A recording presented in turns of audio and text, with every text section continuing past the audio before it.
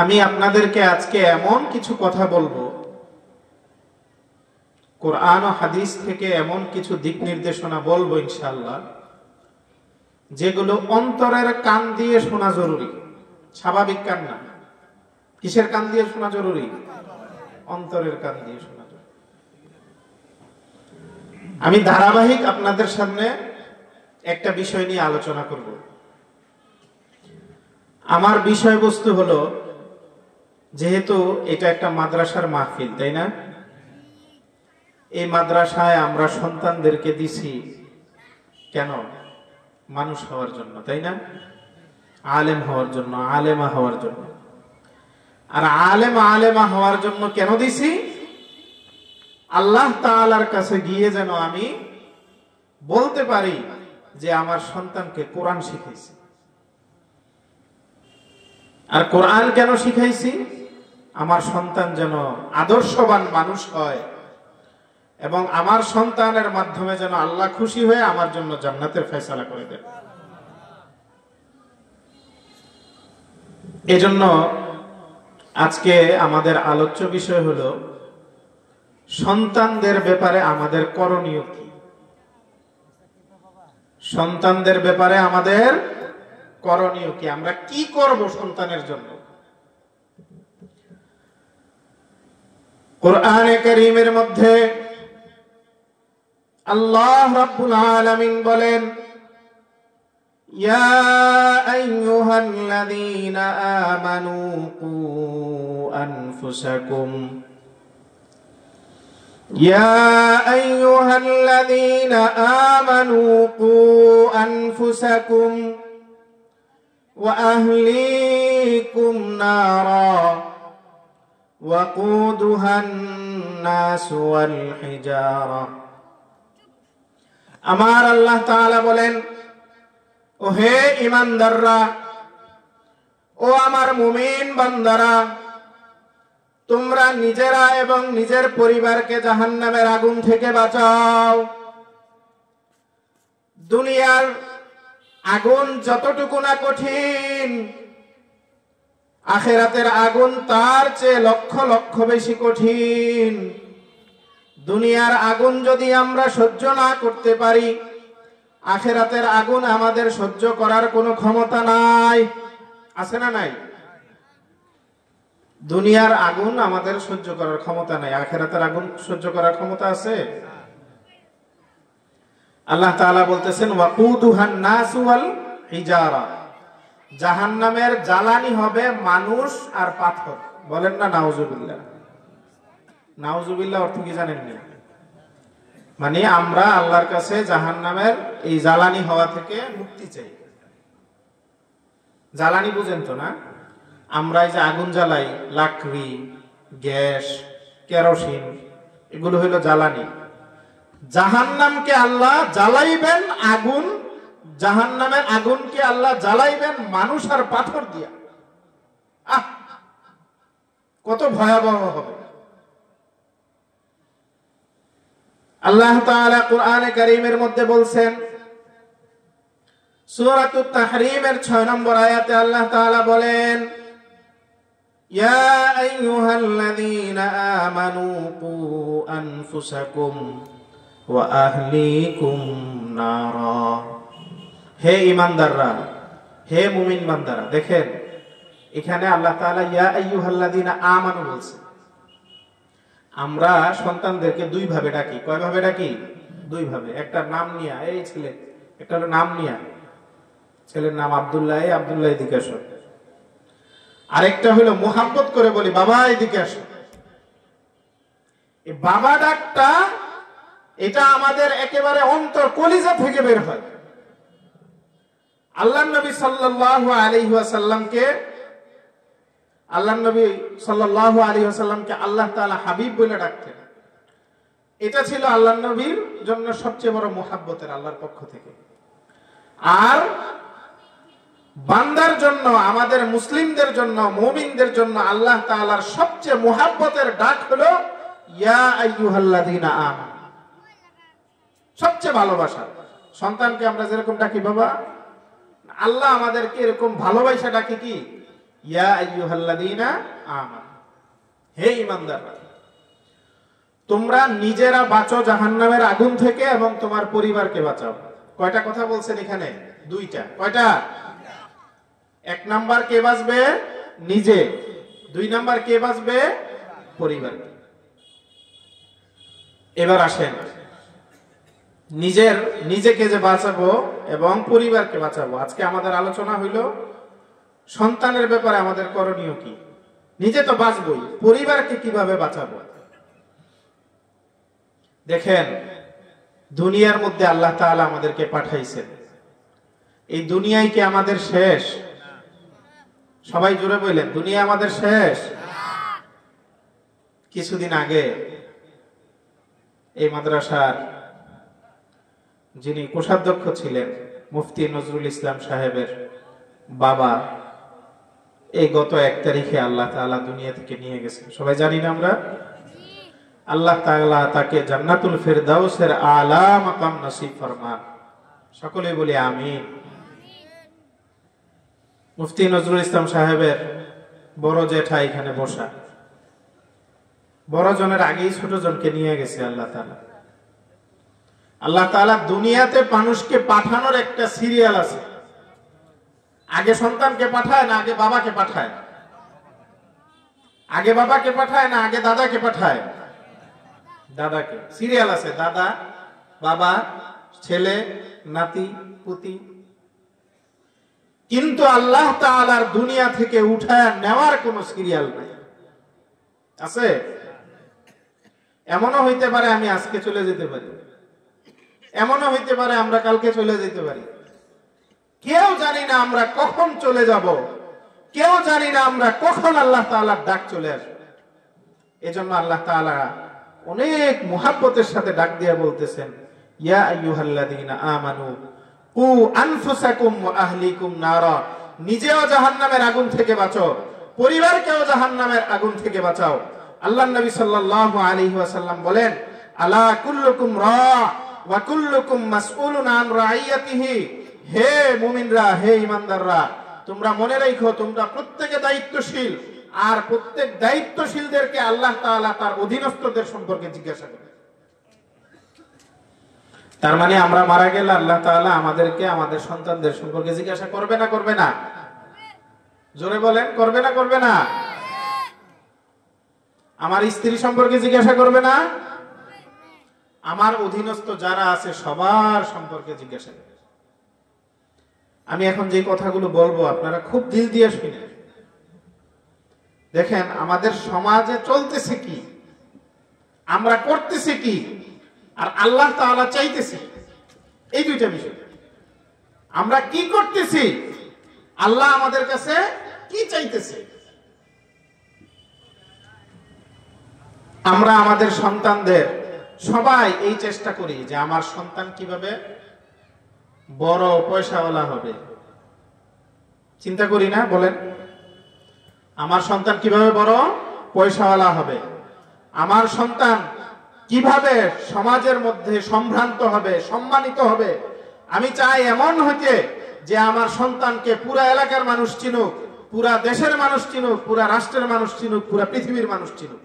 চাই না? এটা চাই। এজন্য আমরা কি করি, আমার সন্তান যখন ভূমিষ্ঠ হয় সামান্য সময় পরেই আমরা স্কুলে নিয়ে দিয়ে আসি। সেখানে বিতে বুক, বই, সিতে ক্যাট, বিড়াল, এগুলো তো তারা পড়ে, ঠিক আছে না? এই সকল চিন্তা আমরা করি। আমাদের অবস্থায় যে দেখেন, আপনারা এখানে আসছেন আলহামদুলিল্লাহ, কয়জন যুবক আসছে এখানে? আমি তো মুরব্বীর সংখ্যাই বেশি দেখি, বাবাদের সংখ্যা বেশি দেখতেছি। আপনারা মাহফিলে সবার আগে, মসজিদেও হয়তো সবার আগে, প্রথম কাতারেও হয়তো আপনি, তাহাজ্জুদের সময়ও আপনি। আপনার দিক তো আল্লাহর দিকে, আপনার মুহাব্বত তো রাসূলুল্লাহ সাল্লাল্লাহু আলাইহি ওয়াসাল্লামের দিকে, কিন্তু আপনার সন্তানের দিক কোন দিকে? আপনি তো মসজিদের মধ্যে সবার আগে, তাহাজ্জুদের মধ্যেও মাশাআল্লাহ, মাহফিলের মধ্যেও সবার আগে, কিন্তু আপনার সন্তান কোন দিকে? আমাদের অবস্থা হইল আমরা যাচ্ছি পশ্চিম দিকে, আমাদের সন্তান যাচ্ছে পূব দিকে। প্রথমেই বইলা নিছি আল্লাহ নবী সাল্লাল্লাহু আলাইহি ওয়াসাল্লামের হাদিস, আলা কুল্লুকুম রাইন ওয়া কুল্লুকুম মাসউলুন আর রাইয়াতিহি। হে আদম সন্তান, তোমরা প্রত্যেকেই দায়িত্বশীল, তোমরা প্রত্যেকেই দায়িত্বশীল। সুতরাং প্রত্যেককে তার অধীনস্থদের সম্পর্কে জিজ্ঞাসা করা হবে। আমাদেরকে আমাদের সন্তান সম্পর্কে জিজ্ঞাসা করা হবে, আমাদেরকে আমাদের স্ত্রী সম্পর্কে জিজ্ঞাসা করা হবে, আমাদেরকে আমাদের কর্মচারী সম্পর্কে জিজ্ঞাসা করা হবে, আমাদেরকে আমাদের বুয়া সম্পর্কে জিজ্ঞাসা করা হবে, আমাদের বাড়ির যে কাজ করে তার সম্পর্কেও আমাদেরকে জিজ্ঞাসা করা হবে। ঠিক না বেটি? তাহলে আমি যাচ্ছি কোন দিকে, আমার সন্তান যাচ্ছে কোন দিকে। দেখেন, আমাদের বড় শখ আমার ছেলেটা বড় ইঞ্জিনিয়ার হবে, আমার ছেলেটা বড় ডাক্তার হবে, আমার ছেলেটা বড় হয়ে একটা সরকারি চাকরিজীবী হবে, আমার ছেলের কত সম্মান হবে, আমাকে বলবে ডাক্তারের বাবা, ইঞ্জিনিয়ারের বাবা, চেয়ারম্যান সাহেবের বাবা, আমার কত ভালো লাগবে। এই সব চিন্তা আমরা আমার সন্তানের জন্য করি, কিন্তু আমার সন্তানের জন্য এই চিন্তাটুকু করার সময় নাই যে আমার সন্তান তো আল্লাহ আল্লাহ জানে না।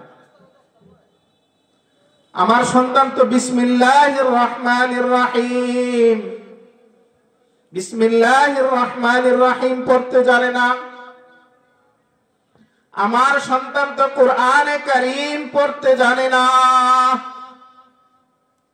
আমার সন্তান নবী করিম সাল্লাল্লাহু আলাইহি ওয়াসাল্লামের হাদিস পড়তে জানে না। তাহলে আমার এই সন্তান যে আল্লাহকে চিনে না, কোরআন পড়তে জানে না, এই নিয়ে আমাদের তেমন একটা চিন্তা নাই।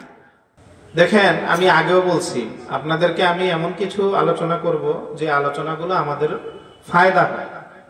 আমি কোনো গতানুগতিক কোনো কথা বলবো না, নির্দিষ্ট কিছু কথা বলবো, অল্প সময় কথা বলবো এবং গোছালো কিছু কথা বলবো। আমরা শুনবো ইনশাআল্লাহ। শুনতে রাজি আছি তো ইনশাআল্লাহ?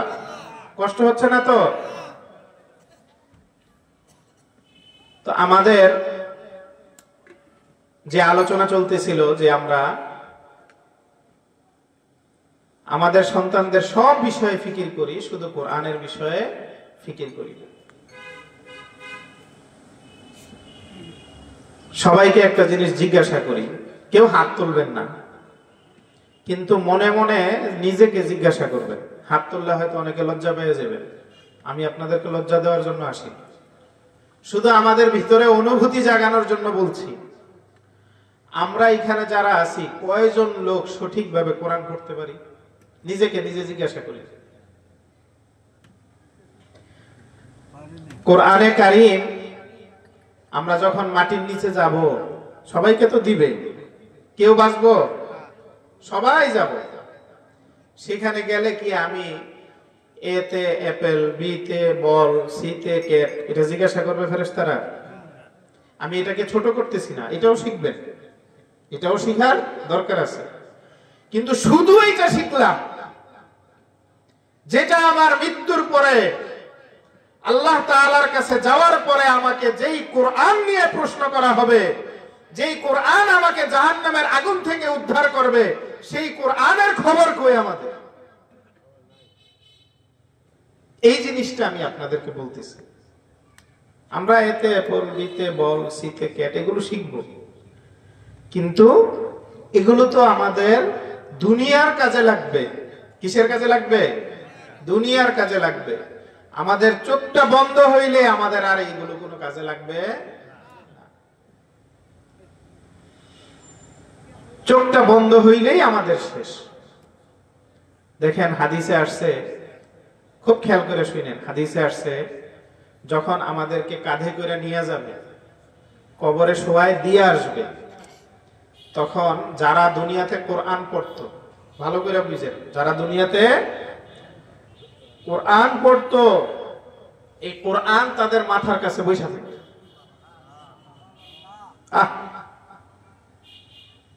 এই যে আমাদের মুফতি নজরুল ইসলাম সাহেবের বাবা এক কোরআনের ঘর বানায় দিয়ে গেছে, ঠিক আছে না? দিন রাত 24 ঘন্টা এখানে কোরআন তেলাওয়াত হয়। এই প্রত্যেকটা তেলাওয়াতের সওয়াব তার রূহের মধ্যে পৌঁছবে ইনশাআল্লাহ। এই তেলাওয়াতের উসিলায় আল্লাহ তাআলা তাকে জান্নাতুল ফেরদাউস নসিব করে দিবেন ইনশাআল্লাহ। এজন্য কোরআন প্রতিষ্ঠা কিভাবে হয় সেটা বিক্রি করতে হবে। তো বলতেছিলাম, কোরআন কোথায় এসে বসে থাকবে? মাথার পাশে। ফেরেশতারা আসবে জিজ্ঞাসা করার জন্য। আমরা সবাই জানি মুনকার নাকির ফেরেশতা আসবে জিজ্ঞাসা করার জন্য। কোরআন বলবে যে সে ঘুমায় আছে, এখন তারে জাগানো যাবে না। সুবহানাল্লাহ। কোরআন বলবে সে ঘুমায় আছে, তাকে এখন জাগানো যাবে না। তুমি যাও আল্লাহর কাছে বলো যে। তারা যাবে, আল্লাহ এত পাশে একজন বসা, তা আমাদের কি কোনো কিছু জিজ্ঞাসা করতে দিতেছে না। কয় ঠিক আছে, একটু পরে যাও। আল্লাহ তাআলাও কোরআনকে কত সম্মান করবে। এই কোরআন আল্লাহ তাআলা পবিত্র মুখের বাণী। আমাদের কত হতভাগা আমরা, কত দুর্ভাগা আমরা, মুসলমান হয়েও কোরআনটা পড়তে পারি না। কত দুর্ভাগা। আচ্ছা আসেন, কোরআন পড়তে পারি না, আমরা পড়তে পারি না, বুঝলাম। আমাদের সন্তানদেরকে কি শিখাইতেছি? সবাই শিখাই বলেন?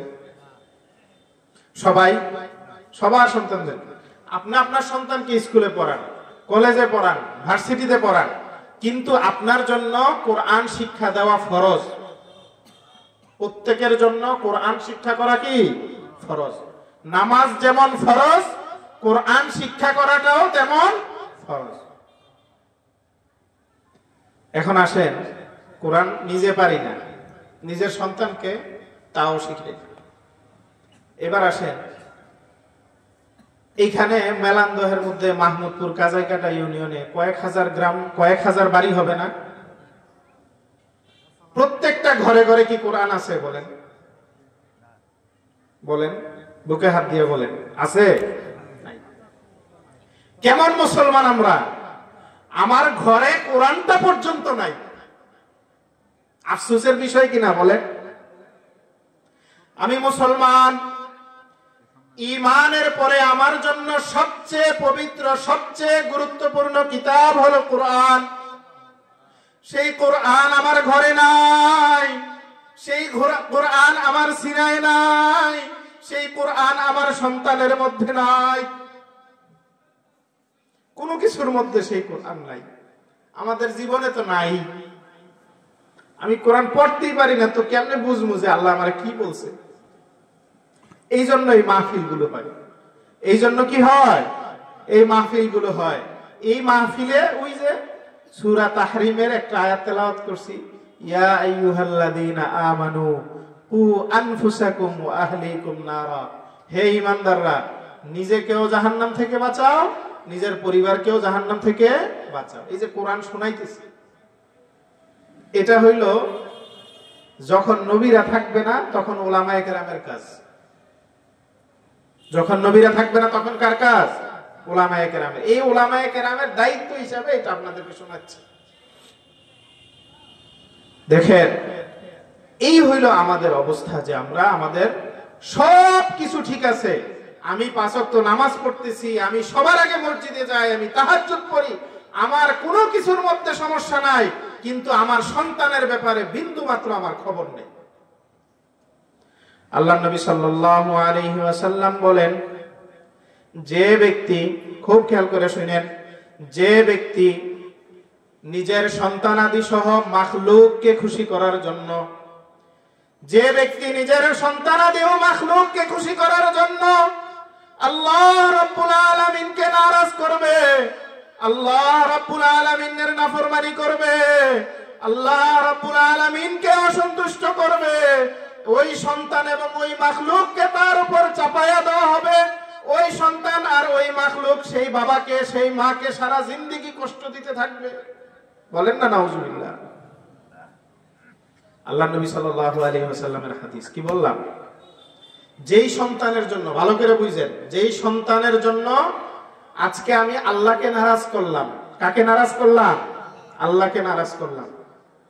আল্লাহর হাবিব বলতেছে সেই সন্তানকে, সেই মাখলুককে, সেটা সন্তান হোক, ভাই হোক, স্ত্রী হোক, মা হোক, বাবা হোক, যেই হোক, যার কারণে আমি আমার মহান রব্বুল আলামিন আল্লাহ তাআলাকে আমি অসন্তুষ্ট করব, তার নাফরমানি করব, আল্লাহর হাবিব বলতেছেন ওই ছেলে আল্লাহ তাআলা তোমার উপর এমন ভাবে চাপায় দেওয়া হবে, ওই মাখলুককে আল্লাহ তাআলা তোমার উপর এমন ভাবে চাপায় দিবে যে সারা জিন্দেগি তুমি তার দ্বারা কষ্ট পাইতে থাকবে।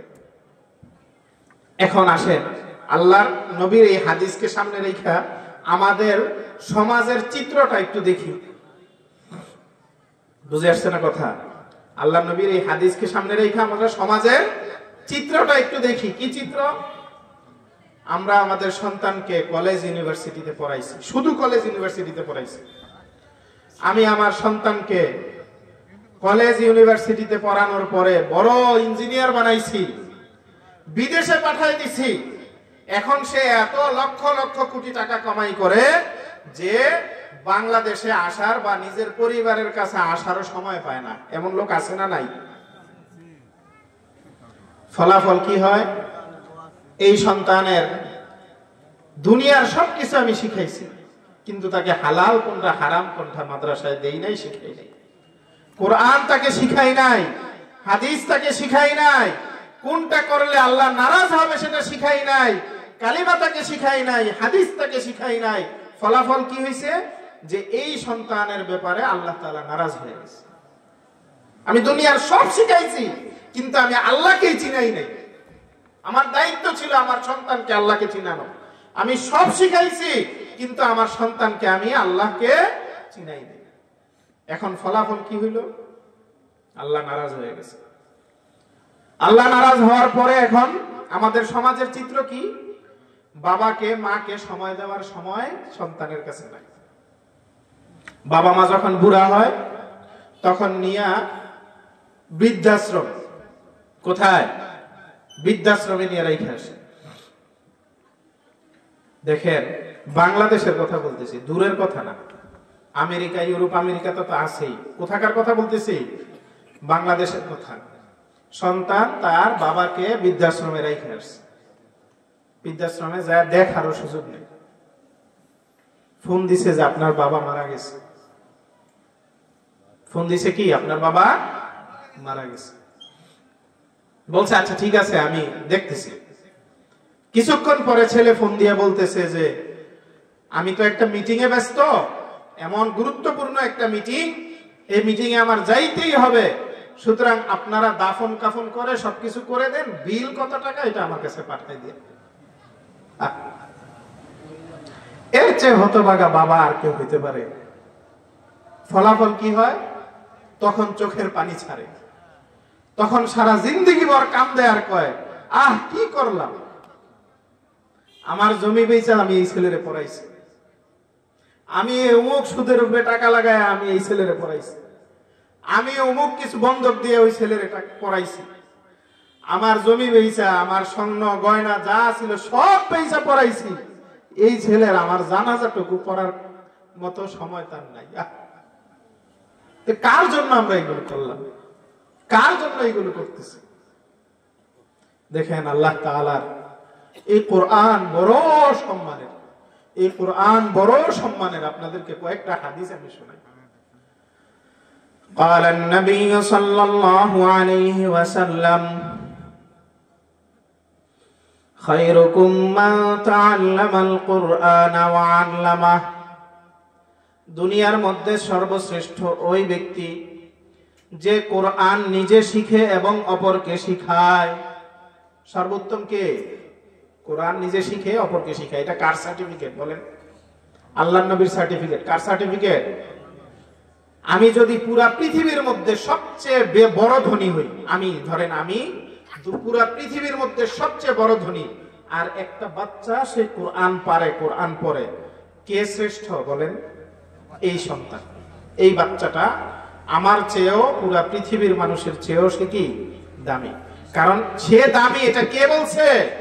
দুনিয়া এবং আখিরাতের মধ্যে সর্বশ্রেষ্ঠ মহামানব মুহাম্মদুর রাসূলুল্লাহ সাল্লাল্লাহু আলাইহি ওয়াসাল্লাম বলেছে। আরো একটা হাদিস শোনাই। قال النبي صلى الله عليه وسلم من قرأ حرفا من كتاب الله من قرأ حرفا من كتاب الله فله حسنة والحسنة بعشر أمثالها যে ব্যক্তি কোরআনে কারীমের একটা হরফ তেলাওয়াত করবে, একটা হরফ, একটা অক্ষর, আল্লাহ তাআলা তার জন্য 10টা নেকি লিখে দিবেন। এমনকি কখনো কখনো বিআশরি আমসালিহা 10 গুণ বাড়ায়া দিবেন। নামাজের মধ্যে যদি কেউ এই কোরআনে কারীম তেলাওয়াত করে, নামাজের মধ্যে এক একটা হরফের মধ্যে আল্লাহ তাআলা 100 নেকি দিয়া দেন। সুবহানাল্লাহ। 2 নাম্বার হাদিস কোরআনে কারীম সম্পর্কে। 3 নাম্বার হাদিস قال النبي صلى الله عليه وسلم من قرأ القرآن فاستظهره فأحل حلاله وحرم حرامه أدخله الله الجنة وشفعه في 10 من أهل بيته كلهم قد وجبت له النار। দুনিয়ার মধ্যে যে ব্যক্তি কোরআনে কারীম পড়বে, ফাস্তাযহারাহু ফাহাল্লা হালালাহু ওয়া হাররামা হারামা, দুনিয়ার ভালোকে ভালো বলবে, দুনিয়ার হালালকে হালাল বলবে, হারামকে হারাম মেনে চলবে, হালাল অনুযায়ী চলবে, হারাম থেকে বিরত থাকবে। শাফাআহু ফি 10 মিন আহলি বাইতিহি, এরপরে বলতেছেন যে ব্যক্তি এইভাবে চলবে আল্লাহ তাআলা তাকে জান্নাতুল ফেরদাউস নসিব করবেন। শুধু জান্নাত নসিব করেই আল্লাহ তাআলা ক্ষান্ত হবেন না, আল্লাহ তাআলা বলতেছেন ওয়া শাফাআহু ফি 10 মিন আহলি বাইতিহি কুল্লুহুম কাদ ওয়াজাবাত লাহুন নার। এমন 10 জন ব্যক্তি যেই 10 জনের ব্যাপারে জাহান্নাম নিশ্চিত হয়ে গেছে, আল্লাহ তাআলা ফেরেশতাদেরকে বলে দিয়েছেন এদেরকে জাহান্নামে নিয়ে যাও।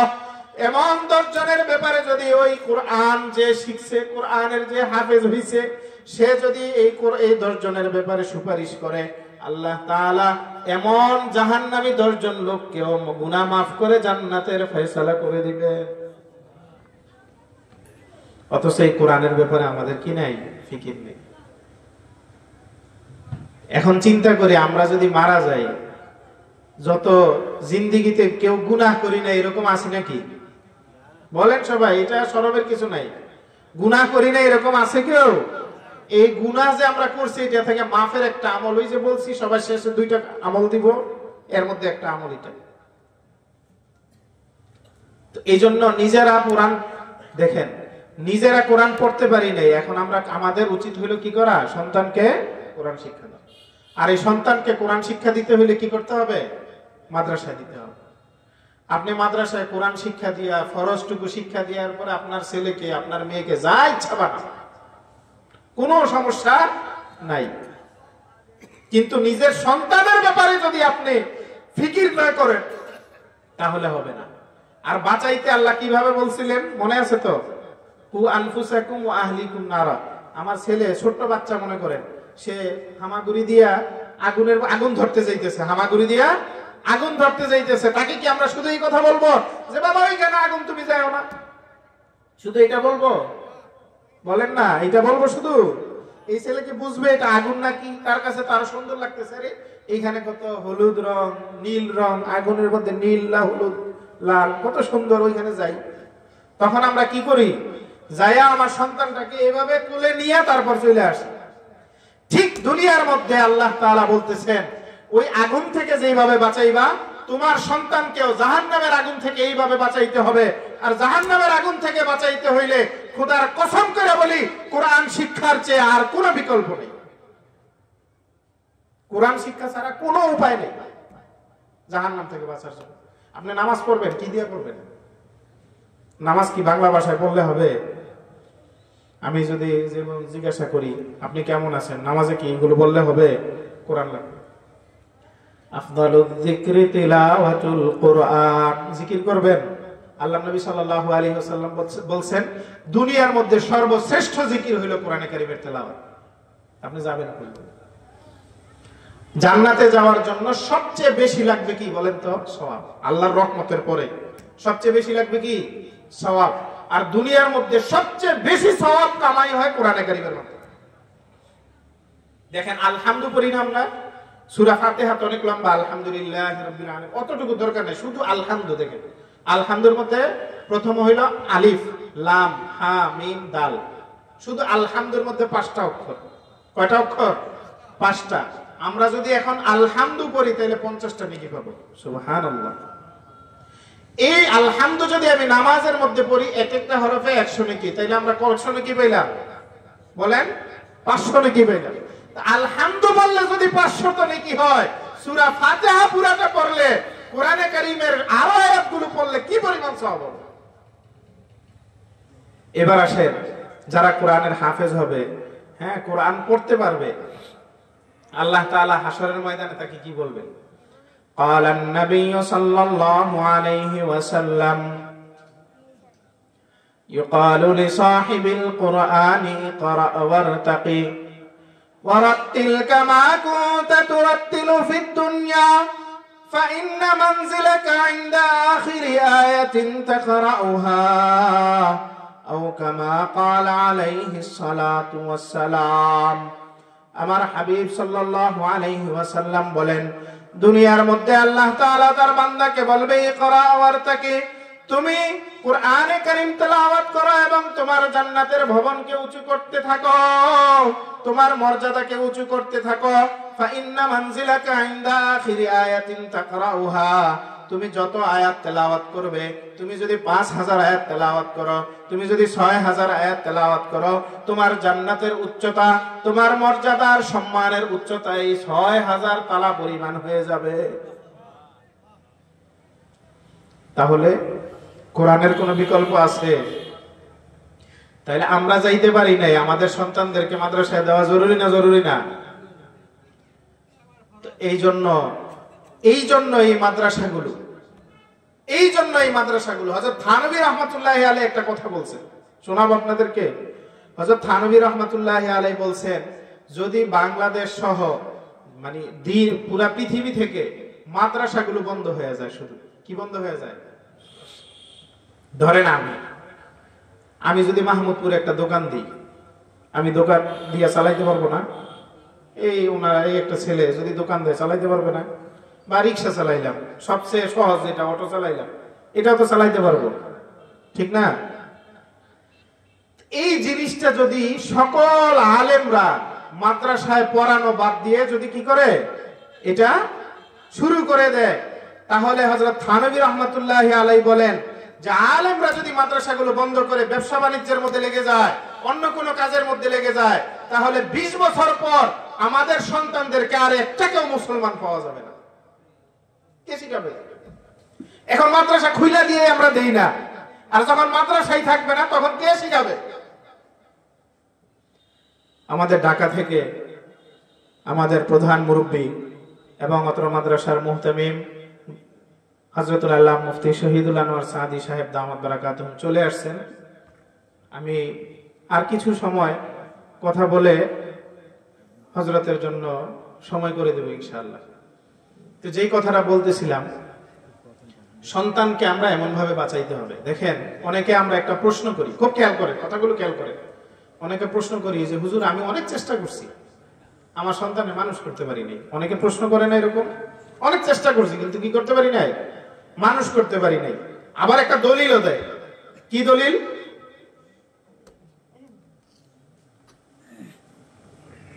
একটা দলিলও দেয়। কি দলিল? যে খেয়াল করেন, দলিলটা হইল হযরত নূহ আলাইহিস সালাতু ওয়াস সালামের এক ছেলে ছিল কেনান। কি ছিল? কেনান। কেনান তো নূহ আলাইহিস সালাম সারা জিন্দেগি চেষ্টা করছে, সে ঈমান হয়ে আনে নাই, বেঈমান হয়ে মারা গেছে। তো নবী তার ছেলেরা মানুষ করতে পারে নাই, আমরা কেমনে মানুষ করি? এটা অনেকের একটা প্রশ্ন আছে না নাই? খুব ভালো করে এই প্রশ্নটা করে। বুঝে আসছেনি? খুব ভালো করে দেখেন, নবীর সাথে প্রশ্ন করছে না? এবার দেখেন, হযরত নূহ আলাইহিস সালাতু ওয়াস সালাম 950 বছর দাওয়াত দিছে। কয় শত বছর? 950 বছর দাওয়াত দিছে। 1000 বছর বাঁচছে, 950 বছর কি করছে? দাওয়াত দিছে। তাইলে জীবনের কতটুকু কম? 50 বছর কম। 950 বছর ছেলেকে যেই দিন মারা যায়, ছেলে যেদিন মারা যায় আল্লাহ তাআলা তাকে ভাসায় ডুবাই দিবেন। ওই দিনও জাহাজের উপর থেকে নূহ আলাইহিস সালাম বলছেন যে বাবা তুমি ঈমান আইনা এই জাহাজের মধ্যে শরীক হও। তখনও আনে নাই, বলছে আমাকে ধ্বংস করার মতো আর কেউ নেই। কি বলছে? আমাকে ধ্বংস করার মতো কেউ নেই। তার মানে হযরত নূহ আলাইহিস সালাতু ওয়াস সালাম মৃত্যুর আগ পর্যন্ত সন্তানকে ভালো করার জন্য চেষ্টা করছে। আমরা কয়বার চেষ্টা করি? একবার, দুইবার, তিনবার, পাঁচবার, 10 বার। ওই 10 বারের পরে আর নাই। কিন্তু দলিল দিতে পারি, নূহ আলাইহিস সালাম তো সন্তানকে মানুষ করতে পারেনি। নূহ আলাইহিস সালাতু ওয়াস সালাম 950 বছর দাওয়াত দিবেন। আমরা যদি 70 বছর বাঁচি, 65 বছর বাঁচি, আমরা কি 60 বছর পর্যন্ত সন্তানের জন্য ফিকির করি? করি না। এই জন্য দেখেন, কোরআনের বিপরীতে আমাদের আর কি নাই? কোনো সুযোগ নেই। তো এই সন্তানকে মানুষ করতে হইলে আমাদের জীবনের শেষ পর্যন্ত চেষ্টা করতে হবে। জীবনের শেষ পর্যন্ত কি করতে হবে? চেষ্টা করতে হবে। এবং 2 নাম্বার কাজ হইল, আমার সন্তানের মুখে যেন হারাম একটা লোকমা না যায়। খুব ভালো করে বুঝেন, আমার সন্তানের মুখে যেন হারাম একটা লোকমা না যায়।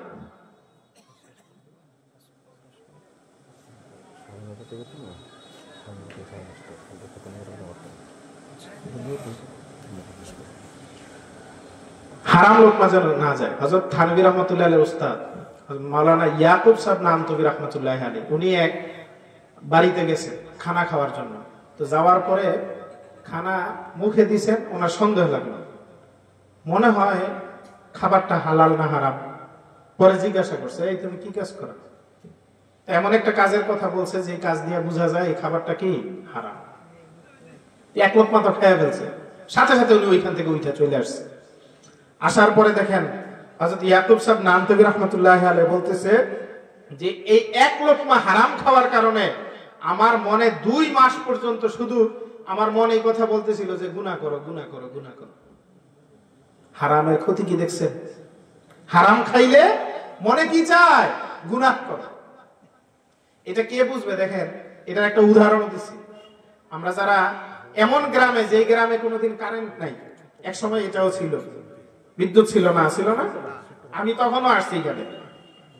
কারণ মুফতি নজরুল ইসলাম সাহেব, আমরা একসাথে পড়াশোনা করছি 2008 সাল থেকে 2011 সাল পর্যন্ত। খুব যোগ্য আলেম। আপনাদের অনেক বড় সৌভাগ্য যে মুফতি নজরুল ইসলাম সাহেব এখানে একটা মহিলা মাদ্রাসা দিয়েছেন এবং সেই মাদ্রাসা পরিচালনা করতেছেন। আমরাও এটার সাথে আছি। এটার সদর আর মুরব্বী হিসেবে আছেন মুহতামিম সাহেব, হযরতুল আল্লাহ মুফতি শহীদুল আনোয়ার সাদি সাহেব দামাত বরকাতুহু। তো যখন কারেন্ট না থাকে, তখন যে ব্যক্তি, সব জায়গায় কারেন্ট আছে, শহরে মনে করেন সব সময় কারেন্ট আছে, কারেন্ট একটু গেলে একবার অবস্থা খারাপ হয়ে যায়, ঠিক না? এখন যে আমাদের কারেন্ট আছে, একটু কারেন্ট গেলে কি হয়ে যায়? অবস্থা খারাপ হয়ে যায়। কিন্তু যখন যার কারেন্টই নাই, বিদ্যুৎই নাই, তার কারেন্ট গেলেই কি, না গেলেই কি, ঠিক না? আমাদের অবস্থা হয়েছে, আমরা গুনাহ করতে করতে আমাদের অন্তর একেবারে কালো বানায় ফেলছি, যার কারণে আমরা হালাল খাইলেই কি, হারাম খাইলেই কি, আমাদের কোনো কি আসে না, পরিবর্তন আসে না।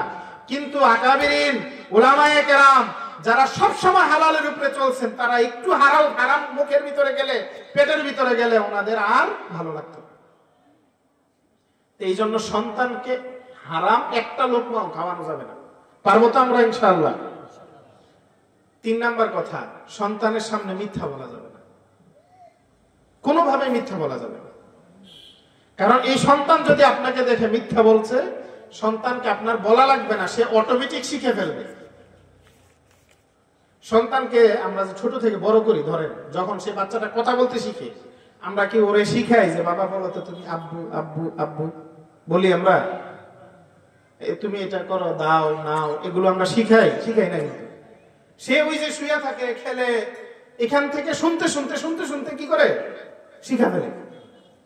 ঠিক আমাদের অবস্থাটা হইলো, আমরা মিথ্যা যদি বাচ্চার সামনে বলি, আমাদের এইখান থেকেই সে শিখে ফেলে। মিথ্যা বলা যাবে না। 3 নাম্বার। 4 নাম্বার, সন্তানকে মানুষ করতে হইলে নামাজের আদেশ করতে হবে। সূরা তাহার মধ্যে আল্লাহ তাআলা বলেন, ওয়া'মুর আহলাকা বিস-সালাতি ওয়াসতাবির আলাইহা, নিজেও নামাজ কায়েম করো, নিজের সন্তানকেও নামাজের উপরে অটল থাকার জন্য বলো, আদেশ করো। দেখেন, নামাজ আমি যদি না পড়ি, আমার সন্তানরে 1 লক্ষ বার পড়লো, সে নামাজ পড়বে না। পড়বে? বাবাই বলে না, আমারে কয়। স্বাভাবিক একটা প্রক্রিয়া, আমরা সবাই জানি। এই জন্য আমরা বাবারা, ভাইয়েরা, মুরব্বীরা যারা আছি, আমরা যত কিছুই করি, নামাজটা 5 ওয়াক্ত মসজিদে যাই পড়বো ইনশাআল্লাহ। পড়বো তো ইনশাআল্লাহ? কে কে পড়বো আমরা? আমি হাত তুলে দেখাই। আল্লাহ তাআলা আমাদের সবাইকে কবুল করুন। বলছিলাম আপনাদেরকে 2টা আমল দিব, এই 2টা আমলের কথা কয়ে শেষ করে দিব। 1 নাম্বার আমল, আল্লাহর নবী সাল্লাল্লাহু আলাইহি ওয়াসাল্লাম হাসরের ময়দানে, কোথায়? হাসরের ময়দানে আল্লাহ নবীর এক উম্মতকে জাহান্নামে নিয়ে যাচ্ছে। হযরত আদম আলাইহিস সালাম আল্লাহ নবীকে ডাক দিয়ে বলবে যে, মুহাম্মদ, তোমার উম্মতরে তো জাহান্নামে নিয়ে যাইতেছে। তো আল্লাহ নবী সাল্লাল্লাহু আলাইহি ওয়াসাল্লাম থামাবে, এই থামো থামো থামো। বলবে যে, এরা কই নিয়ে যাও? কয় জাহান্নামে নিয়ে যায়। কয় আমলনামা? আমলনামা মাপছি, আমলনামা জাহান্নামী। আমার সামনে আবার মাপো। আল্লাহর কাছে অনুমতি নিতে হবে। আল্লাহর কাছে অনুমতি চাইবে, আল্লাহ অনুমতি দিবে যে ঠিক আছে মাপো। খুব খেয়াল করেন হাদিসটা, কিচ্ছা না, কি হাদিস। যখন আমলনামা মাপবে, তখন দেখবে যে ওই একই গুনাহের পাল্লা কি ভারী। আল্লাহ নবী সাল্লাল্লাহু আলাইহি ওয়াসাল্লাম একটা কাগজের টুকরা ওই সওয়াবের পাল্লাটার মধ্যে দিবেন। যখন দিবেন এই কাগজের টুকরাটা, তখন সাথে সাথে ওই পাল্লাটা ভারী হয়ে যাবে। সুবহানাল্লাহ। তখন ওই লোক জিজ্ঞাসা করবে যে, আপনি কি? আল্লাহ নবীকে চিনে না, আপনি কি? বলবো যে, আমি তোমার নবী। এইটা কি দিলেন? এই কাগজের টুকরাটা কি দিলেন? আল্লাহ নবী সাল্লাল্লাহু আলাইহি ওয়াসাল্লাম বলবে, এক রাতে তোমার খুব মন খারাপ ছিল, তুমি মনে মনে শুয়া শুয়া খুব মন খারাপ নিয়া মুহাব্বতের সাথে আমার প্রতি দুরূদ পড়তেছিল, দুরূদ শরীফ পড়তেছিল। তোমার সেই দুরূদ শরীফের এই ওজন যে তোমার জাহান্নাম নির্ধারণ হয়ে গেছিল, সেখান থেকে আল্লাহ তাআলা তোমাকে জান্নাত দিয়ে দিয়েছে। এই জন্য আপনাদের শুরুতে দুরূদ শরীফ পড়াইছিলাম। দুরূদ শরীফের ফায়দা হলো এটা। দুরূদ শরীফ পড়লে 1 নাম্বার ফায়দা, আল্লাহ নবীর সাথে মুহাব্বত হয়। 2 নাম্বার, আল্লাহ নবী যদি আমাদেরকে এরকম একটা টুকরা দিয়ে দেয়, সুবহানাল্লাহ, তা আমরা তো জান্নাতি হয়ে যাব ইনশাআল্লাহ। এজন্য দুরূদ শরীফ পড়বো ইনশাআল্লাহ। পড়বো তো ইনশাআল্লাহ? 2 নাম্বার বিষয় শেষ। ক্বালান নবী সাল্লাল্লাহু আলাইহি ওয়াসাল্লাম, মান ক্বালা সুবহানাল্লাহি ওয়া বিহামদিহি, মান ক্বালা সুবহানাল্লাহি ওয়া বিহামদিহি ফি ইয়াউমিন মিআতা মাররা, যে ব্যক্তি সারা দিনে, কয় দিনে? সারা দিনে একটা তাসবিহ পড়বে। পড়েন আমার সাথে। তাসবিহটা হলো সুবহানাল্লাহি ওয়া বিহামদিহি। পড়েন, এই এতটুকু। কতবার পড়বে সারা দিনে? 100 বার। কয়বার? হুত্তাত খাতায়াহ ওয়া ইন কানাত মিথলা জাবাদিল বাহর, তার জিন্দেগীর গুনাহ যদি সমুদ্রের ফেনা পরিমাণ হয়ে যায়, আল্লাহ তাআলা তাকে মাফ করে দিবেন।